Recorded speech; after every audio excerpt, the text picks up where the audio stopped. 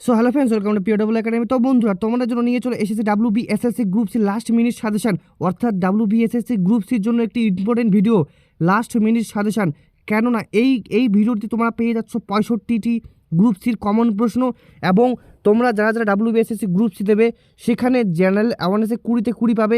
এই ভিডিওটি যদি সম্পূর্ণ দেখো, আর এখানকার প্রশ্নগুলি মূলত তোমাদের আমি অনেক রিসার্চ এবং অনেক জায়গা থেকে খুঁজে খুঁজে বের করেছি, অর্থাৎ এই ক্লাসটি তোমাদের জন্য খুব ইম্পর্টেন্ট। আর যতগুলি ক্লাস করেছো সবগুলি ক্লাসের থেকে এই ক্লাসটি অন্ততপক্ষে গুরুত্বপূর্ণ। তো অবশ্যই সম্পূর্ণ ক্লাসটি অ্যাটেন্ড করবে। আর বন্ধুরা, অবশ্যই বলে রাখি, এই পিডিএফটি আমি তোমাদের দেবো না। এই পিডিএফটি না দেওয়ার কিছু কারণ আছে, তো এই পিডিএফটি আমি দিতে পারছি না। এই পিডিএফটি প্রশ্নগুলো তোমরা অবশ্যই স্ক্রিনশট বা লিখে রাখবে। তো চলো আজকের প্রথম প্রশ্ন, স্মল পক্স বা গুটি বসন্তের টিকা কে আবিষ্কার করেন? অপশনে Louis Pasteur, Edward Jenner, Alexander Fleming, Roland Ross. তো বন্ধুরা, স্মল পক্স বা গুটি বসন্তের টিকা কে আবিষ্কার করেন? এটির সঠিক উত্তর হচ্ছে অপশন বি, এডওয়ার্ড জেনার। অর্থাৎ এডওয়ার্ড জেনার স্মল পক্স বা গুটি বসন্তের টিকা আবিষ্কার করেন। পরবর্তী প্রশ্ন, ভাকরা নাঙ্গাল জলধারাটি কোন নদীর উপর অবস্থিত? ভাকরা নাঙ্গাল জলধারাটি কোন নদীর উপর অবস্থিত? গঙ্গা, সিন্ধু, শতদ্রু এবং মহানদী। তো বন্ধুরা, ভাকরা নাঙ্গাল জলধারাটি মূলত শতদ্রু নদীর উপরে অবস্থিত, অপশন সি। পরবর্তী প্রশ্ন, কোন মুঘল সম্রাট জাফর ছদ্মনামে কবিতা লিখতেন? কোন মুঘল সম্রাট জাফর ছদ্মনামে কবিতা লিখতেন? আকবর, শাহজাহান, বাহাদুর শাহ দ্বিতীয়, অপশন ডিতে আছে ঔরঙ্গজেব। তো কোন মুঘল সম্রাট জাফর ছদ্মনামে কবিতা লিখতেন?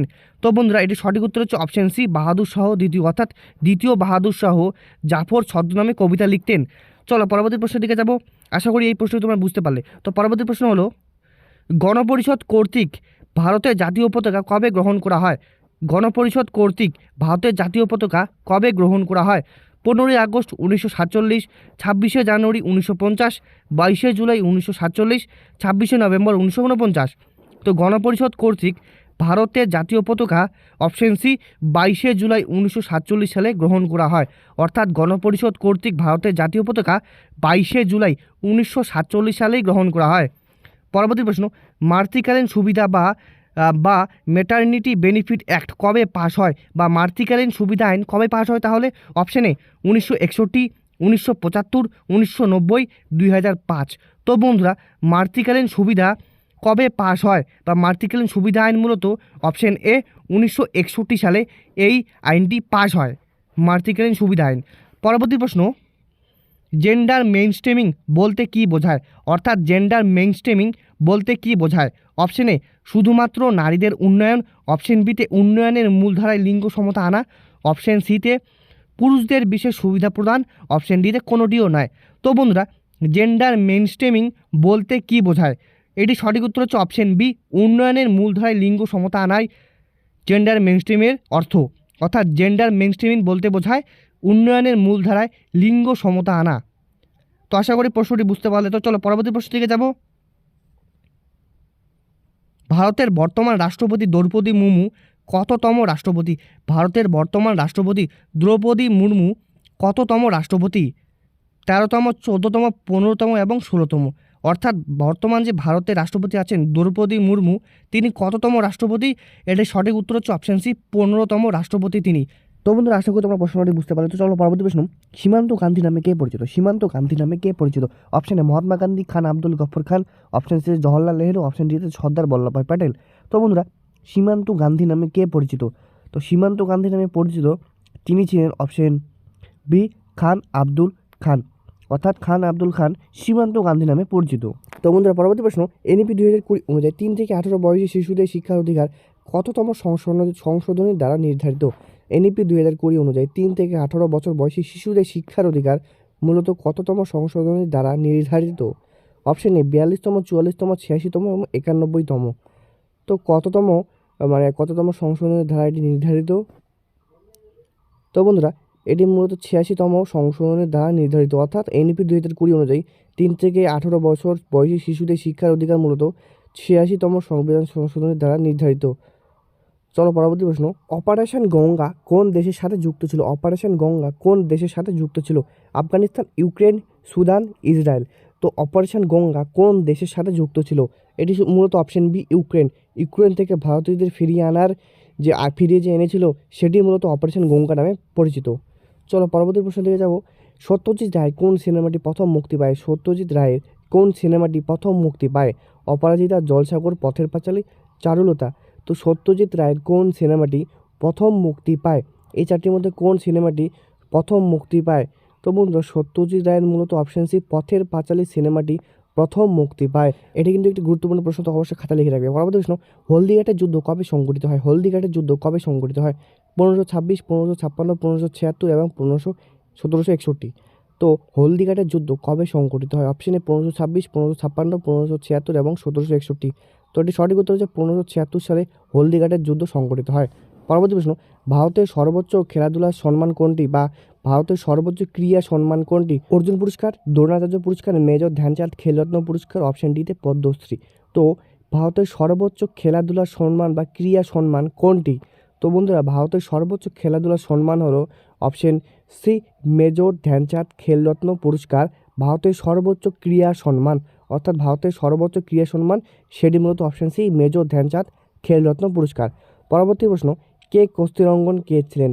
অর্থাৎ কে কস্তুরঙ্গন কে ছিলেন? অপশনে ভারতের প্রাক্তন রাষ্ট্রপতি, ইসরোর প্রাক্তন প্রধান ও এনইপি কমিটির চেয়ারম্যান, অপশন সিতে সুপ্রিম কোর্টের বিচারপতি, অপশন ডিতে বিখ্যাত গায়ক। তো বন্ধুরা ভারতের না, কে কস্তুরঙ্গন কে ছিলেন? তো কে কস্তুরঙ্গন ছিলেন মূলত অপশন বি ইসরোর প্রাক্তন প্রধান ও এনইপি কমিটির চেয়ারম্যান। তো কে কস্তুরঙ্গন কে ছিলেন? ইসরোর প্রাক্তন প্রধান ও এনইপি কমিটির চেয়ারম্যান। পরবর্তী প্রশ্ন, ডায়নামো কে আবিষ্কার করেন? ডায়নামো কে আবিষ্কার করেন? Thomas Alva Edison, Michael Faraday, Isaac Newton, Alfred Nobel. তো ডায়নামো কে আবিষ্কার করেন? এই চারজনের মধ্যে কে ডায়নামো আবিষ্কার করেন? তো বন্ধুরা ডায়নামো আবিষ্কার করেন মূলত অপশন বি মাইকেল ফ্যারাডে। তিনি ডায়নামো আবিষ্কার করেন, অর্থাৎ ডায়নামো কে আবিষ্কার করেন মাইকেল ফ্যারাডে। চলো পরবর্তী প্রশ্ন, মধুবনী চিত্রশৈল কোন রাজ্যের বৈশিষ্ট্য? মধুবনী চিত্রশৈল কোন রাজ্যের বৈশিষ্ট্য? পশ্চিমবঙ্গ, উড়িষ্যা, বিহার, রাজস্থান। তো মধুবনী চিত্রশৈল কোন রাজ্যের বৈশিষ্ট্য? পশ্চিমবঙ্গ, উড়িষ্যা, বিহার, রাজস্থান। তো বন্ধুরা মধুবনী চিত্রশৈল মূলত অপশন সি বিহার রাজ্যের বৈশিষ্ট্য, অর্থাৎ মধুবনী চিত্রশৈল বিহার রাজ্যের বৈশিষ্ট্য। পরবর্তী প্রশ্ন, ম্যালেরিয়ার বাহককে? ম্যালেরিয়ার বাহককে? অপশনে পুরুষ অ্যানাফেলিস মশা, স্ত্রী অ্যানাফেলিস মশা, অপশন সিতে কিউলেক্স মশা, অপশন ডিতে এডিস মশা। তো ম্যালেরিয়ার বাহককে? তো ম্যালেরিয়ার বাহক হলো অপশন বি স্ত্রী অ্যানোফেলিস মশা, ম্যালেরিয়ার বাহক। পরবর্তী প্রশ্ন, বাক স্বাধীনতা সংবিধানে কত নম্বর ধারায় আছে? বাক স্বাধীনতা সংবিধানে কত নম্বর ধারায় আছে? 14 নম্বর ধারা, 19 নম্বর ধারা, 21 নম্বর ধারা এবং 32 নম্বর ধারা। তো বাক স্বাধীনতা সংবিধানে কত নম্বর ধারায় আছে? তো বাক স্বাধীনতা কত নম্বর ধারা আছে বন্ধুরা? এই চারটি ধারার মধ্যে। তো এটি সঠিক উত্তর হচ্ছে অপশন বি 19 নাম্বার ধারায় বাক স্বাধীনতা সংবিধানে আছে বা উল্লেখ আছে। পরবর্তী প্রশ্ন, সাগরদিঘি তাপবিদ্যুৎ কেন্দ্র কোন জেলায় অবস্থিত? সাগরদিঘি তাপবিদ্যুৎ কেন্দ্র কোন জেলায় অবস্থিত? পুরুলিয়া, বীরভূম, মুর্শিদাবাদ, বর্ধমান। তো সাগরদিঘি তাপবিদ্যুৎ কেন্দ্র কোন জেলায় অবস্থিত? এই চারটি জেলার মধ্যে কোন জেলায় সাগরদিঘি তাপবিদ্যুৎ কেন্দ্র অবস্থিত? তো বন্ধুরা সাগরদিঘি তাপবিদ্যুৎ কেন্দ্র মূলত অপশন সি মুর্শিদাবাদ জেলায় অবস্থিত, অর্থাৎ সাগরদিঘি তাপবিদ্যুৎ কেন্দ্র মুর্শিদাবাদ জেলায় অবস্থিত। পরবর্তী প্রশ্ন, কুর্নুল শহরটি কোন নদীর তীরে অবস্থিত? কুর্নুল শহরটি কোন নদীর তীরে অবস্থিত? কৃষ্ণা, তুঙ্গভদ্রা, গোদাবরী, কাবেরী। কুর্নুল শহরটি কোন নদীর তীরে অবস্থিত? এই চারটি নদীর মধ্যে কোন নদীর তীরে কুর্নুল শহরটি অবস্থিত? তো বন্ধুরা এটি সঠিক উত্তর হচ্ছে অপশন বি তুঙ্গভদ্রা, অর্থাৎ কুর্নুল শহরটি তুঙ্গভদ্রা নদীর তীরে অবস্থিত। পরবর্তী প্রশ্ন, বিজয়নগর সাম্রাজ্যের ধ্বংসাবশেষ কোথায় পাওয়া যায়? বিজয়নগর সাম্রাজ্যের ধ্বংসাবশেষ কোথায় পাওয়া যায়? গোলকুন্ডা, বিজাপুর, হাম্পি, মহীশূর। তো বিজয়নগর সাম্রাজ্যের ধ্বংসাবশেষ কোথায় পাওয়া যায়? তো বন্ধুরা বিজয়নগর সাম্রাজ্যের ধ্বংসাবশেষ পাওয়া যায় মূলত অপশন সি হাম্পিতে, অর্থাৎ বিজয়নগর সাম্রাজ্যের ধ্বংসাবশেষ হাম্পি থেকে পাওয়া যায় বা হাম্পিতে পাওয়া যায়। পরবর্তী প্রশ্ন, অ্যানথ্রোপলজিক্যাল সার্ভে অফ ইন্ডিয়ার সদর দপ্তর কোথায়? অ্যানথ্রোপলজিক্যাল সার্ভে অফ ইন্ডিয়ার সদর দপ্তর কোথায়? দিল্লি, কলকাতা, মুম্বাই, চেন্নাই। তো বন্ধুরা অ্যানথ্রোপলজিক্যাল সার্ভে অফ ইন্ডিয়ার সদর দপ্তর হলো অপশন বি কলকাতায়। কলকাতায় মূলত অ্যানথ্রোপলজিক্যাল সার্ভে অফ ইন্ডিয়ার সদর দপ্তর। চলো পরবর্তী প্রশ্ন, এই প্রশ্নগুলো আসতে পারে বন্ধুরা। সানি ডেইস কোন বিখ্যাত ক্রিকেটারের আত্মজীবনী? সানি ডেইস কোন বিখ্যাত ক্রিকেটারের আত্মজীবনী? সচিন তেন্ডুলকার, কপিল দেব, সুনীল গাভাস্কার, সৌরভ গাঙ্গুলি। তো সানি ডেইস কোন বিখ্যাত ক্রিকেটারের আত্মজীবনী? সানি ডেইস কোন বিখ্যাত ক্রিকেটারের আত্মজীবনী? সচিন তেন্ডুলকার, কপিল দেব, সুনীল গাভাস্কার, সৌরভ গাঙ্গুলি। তো বন্ধুরা সানি ডেইস মূলত অপশন সি সুনীল গাভাস্কারের আত্মজীবনী। পরবর্তী প্রশ্ন, ইংরেজ সরকার পেশ করা ইলবার্ট বিল বিতর্ক কিসের সাথে সম্পর্কিত? ইংরেজ সরকার পেশ করা ইলবার্ট বিল বিতর্ক কিসের সাথে সম্পর্কিত? সংবাদপত্র নিয়ন্ত্রণ, বিচার বিভাগীয় ক্ষমতা, অপশন সিতে শিক্ষা সংস্কার, অপশন ডিতে অস্ত্র আইন। তো ইংরেজ সরকারের দ্বারা পেশ করা ইলবার্ট বিল বিতর্ক কিসের সাথে সম্পর্কিত? এটি মূলত অপশন বি বিচার বিভাগীয় ক্ষমতার সাথে ইলবার্ট বিল বিতর্ক সম্পর্কিত। ভারতীয় বিচারকদের ইউরোপীয় বিচার করার অধিকারকে ইলবার্ট বিল বিতর্ক বলা হয়। পরবর্তী প্রশ্ন, গীত গোবিন্দ কে রচনা করেন? গীত গোবিন্দ কে রচনা করেন? বিদ্যাপতি, জয়দেব, চণ্ডীদাস, তুলসীদাস। সবাই পারবে আশা করি। গীত গোবিন্দ কে রচনা করেন? তো বন্ধুরা গীত গোবিন্দ রচনা করেন অপশন বি জয়দেব, অর্থাৎ জয়দেব গীত গোবিন্দ রচনা করেন। পরবর্তী প্রশ্ন, রণথম্বর ন্যাশনাল পার্ক কোন রাজ্যে অবস্থিত? Option A Gujarat, Madhya Pradesh, Rajasthan, Uttarakhand. তো রণথম্বর ন্যাশনাল পার্ক কোন রাজ্যে অবস্থিত? এই চারটি রাজ্যের মধ্যে। তো বন্ধুরা এটি সঠিক উত্তর হচ্ছে অপশন সি রাজস্থানে। তো রণথম্বর ন্যাশনাল পার্ক রাজস্থানে অবস্থিত। চলো পরবর্তী প্রশ্ন দিকে যাব। কাওয়ালি গানের প্রবর্তক কে? কাওয়ালি গানের প্রবর্তক কে? তানসেন, আমির খসরু, কবির, বরজি বাওরা।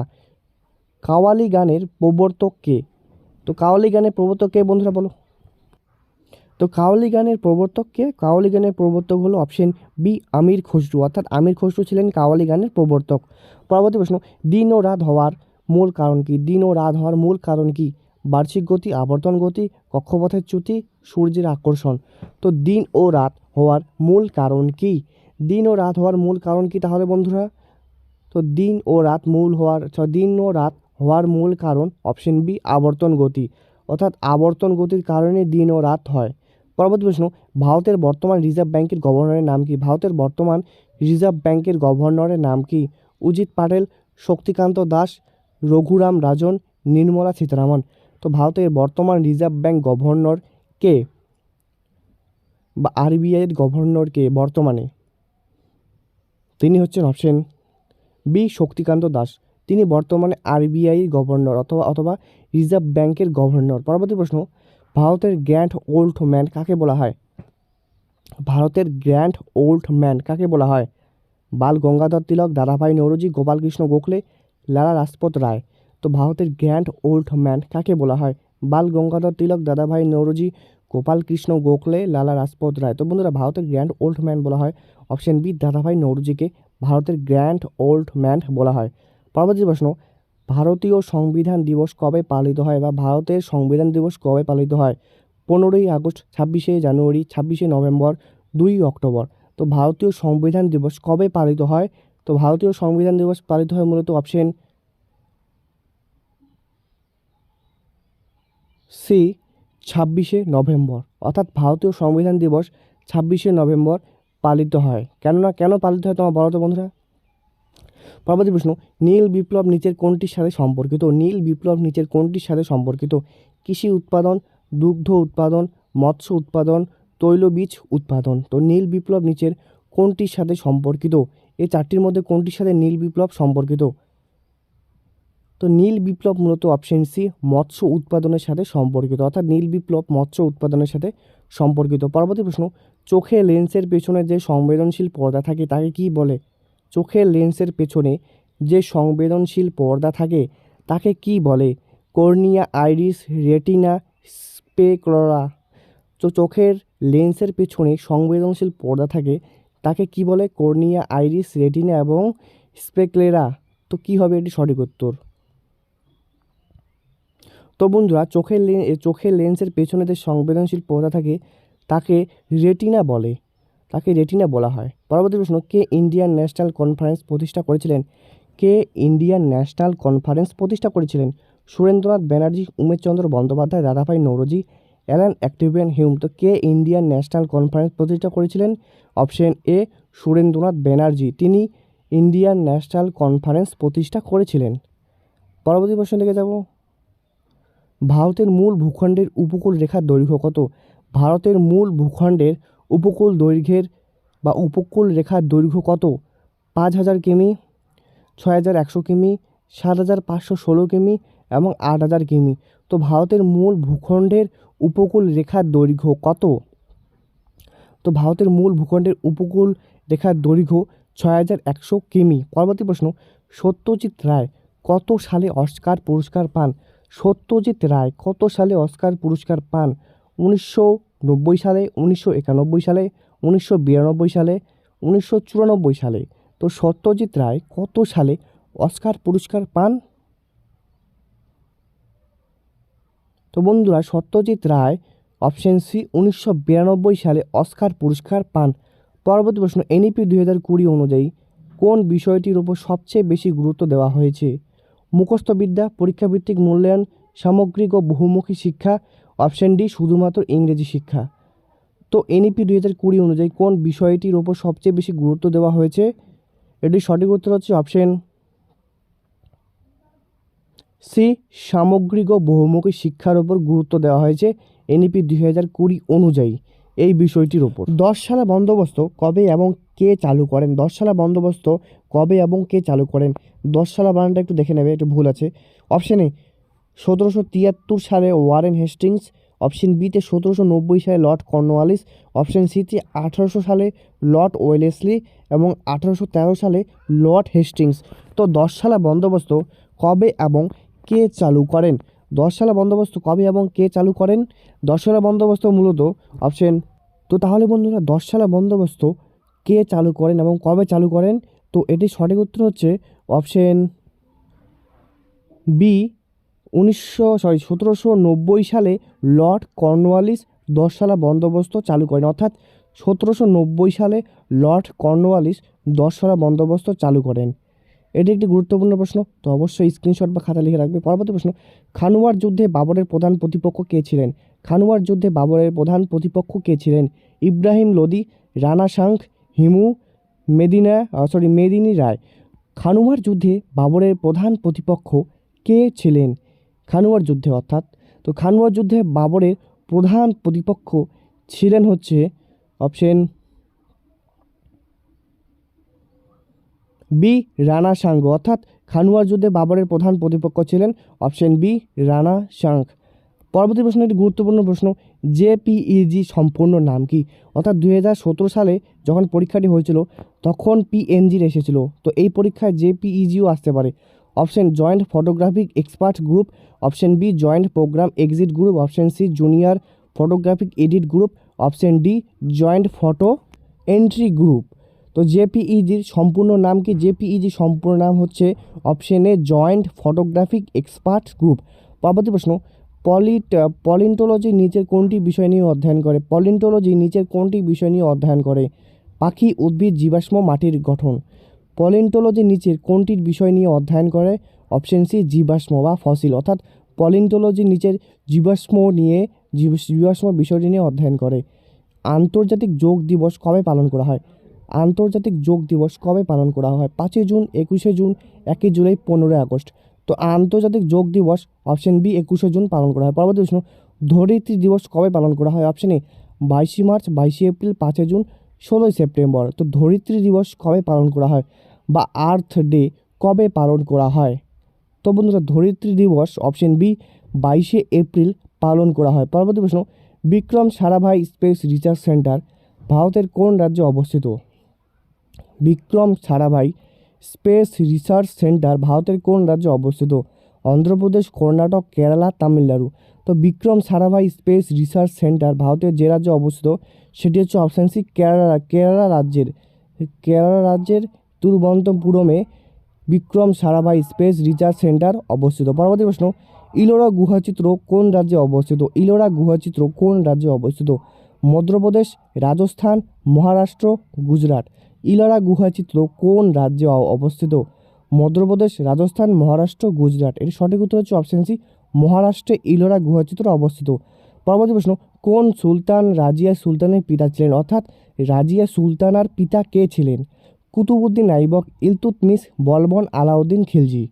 তো রাজিয়া সুলতানার পিতা কে ছিলেন? তো রাজিয়া সুলতানার পিতা ছিলেন অপশন বি ইলতুৎমিশ। পরবর্তী প্রশ্ন, ভারতীয় সংবিধানের প্রস্তাবনা প্রথম সংশোধন করা হয় কবে? ভারতীয় সংবিধানের প্রস্তাবনা প্রথম কবে সংশোধন করা হয়?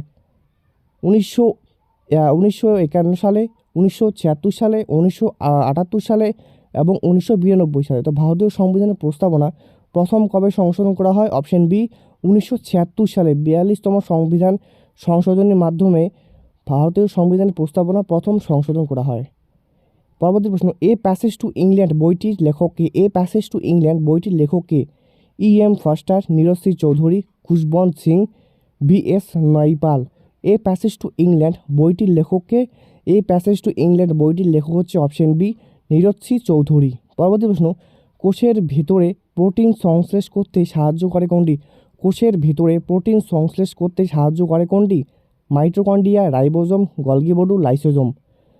তো কোষের ভেতরে প্রোটিন সংশ্লেষ করতে সাহায্য করে নিচের কোনটি? Option B ribosome.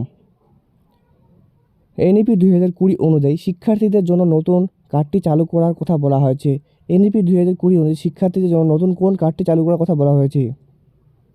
আধার card, holistic progress card, digital health card, student credit card. তো এনইপি 2020 অনুযায়ী শিক্ষার্থীদের জন্য নতুন কোন কার্ডটি চালু করার কথা বলা হয়েছে? সেটা হচ্ছে option B holistic progress card. পরবর্তী প্রশ্ন, বড়সোনা মসজিদ কে নির্মাণ করেন? বড়সোনা মসজিদ কে নির্মাণ করেন? আলাউদ্দিন হোসেন শাহ, নুসরাত শাহ, ইলিয়াস শাহ, সিকান্দার শাহ। তো বড়সোনা মসজিদ কে নির্মাণ করেন? বড়সোনা মসজিদ কে নির্মাণ করেন? তাহলে অপশন বি নুসরত শাহ। ভক্তি আন্দোলনের প্রধান প্রচারক কে ছিলেন? ভক্তি আন্দোলনের প্রধান প্রচারক কে ছিলেন? শঙ্করাচার্য, শ্রী চৈতন্যদেব, রামানুজ, ওপরের সবাই। তো ভক্তি আন্দোলনের প্রধান প্রচারক কে ছিলেন? অপশন ডি ওপরের সবাই ছিলেন ভক্তি আন্দোলনের প্রধান প্রচারক। তবে বাংলার ক্ষেত্রে শ্রী চৈতন্যদেব হবে। আশা করি বুঝতে পারলে। তো ভক্তি আন্দোলনের প্রধান প্রচারক ছিলেন ওপরে সবগুলি, কিন্তু বাংলার ক্ষেত্রে হবে শ্রী চৈতন্যদেব। পরবর্তী প্রশ্ন, ভারতের চিস্তিয়া সম্প্রদায়ের প্রতিষ্ঠাতা কে? ভারতের চিস্তিয়া সম্প্রদায়ের প্রতিষ্ঠাতা কে?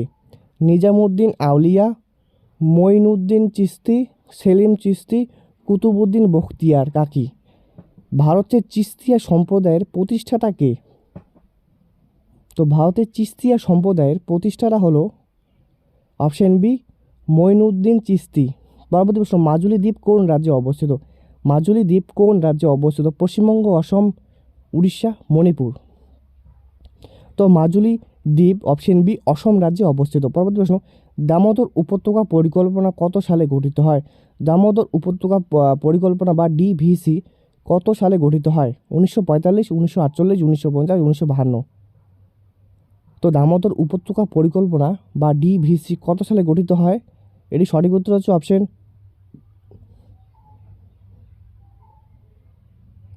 বি 1948 সালে। অর্থাৎ দামোদর উপত্যকা পরিকল্পনা 1948 সালে গঠিত হয়। পরবর্তী প্রশ্ন, পশ্চিমবঙ্গের সাথে কয়টি রাজ্যের সীমানা রয়েছে? পশ্চিমবঙ্গের সাথে কয়টি রাজ্যের সীমানা রয়েছে? 3টি, 4টি, 5টি, 6টি। তো পশ্চিমবঙ্গের সাথে কয়টি রাজ্যের সীমানা রয়েছে? কয়টি রাজ্যের সীমানা রয়েছে? এটি সঠিক উত্তর হচ্ছে অপশন সি 5টি।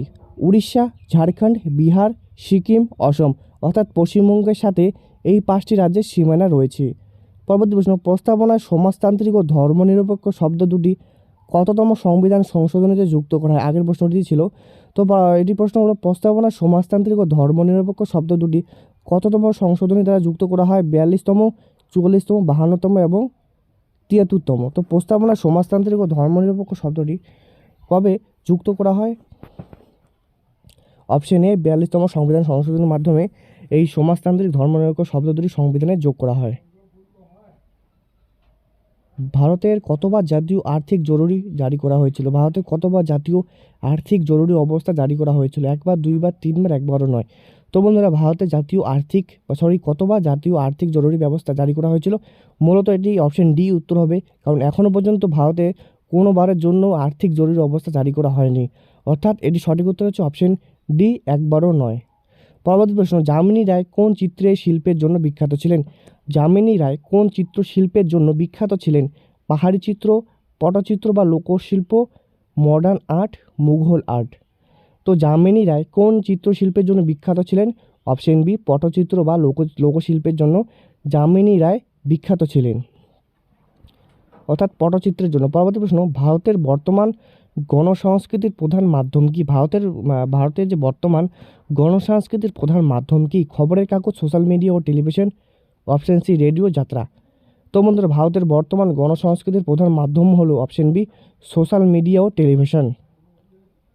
ওয়ার্লি চিত্রশিল্প কোন রাজ্যের অধিবাসীদের? ওয়ার্লি চিত্রশিল্প কোন রাজ্যের অধিবাসীদের? মধ্যপ্রদেশ, উড়িষ্যা, মহারাষ্ট্র, ঝাড়খণ্ড।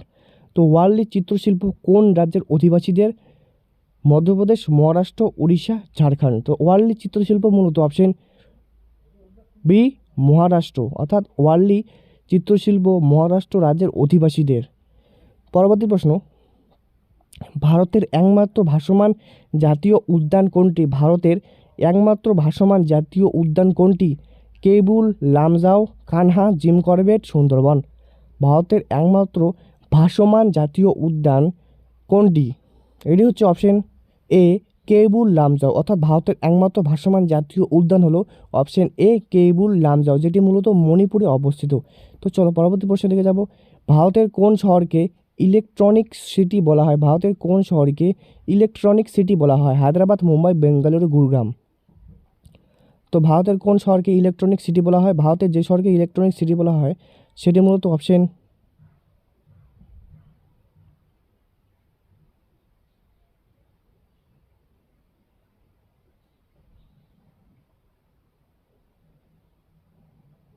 সি বেঙ্গালুরু। পরবর্তী প্রশ্ন, সংবিধানে নারীদের জন্য নিরাপদ পরিবেশ সুনিশ্চিত করার আইন কোনটি?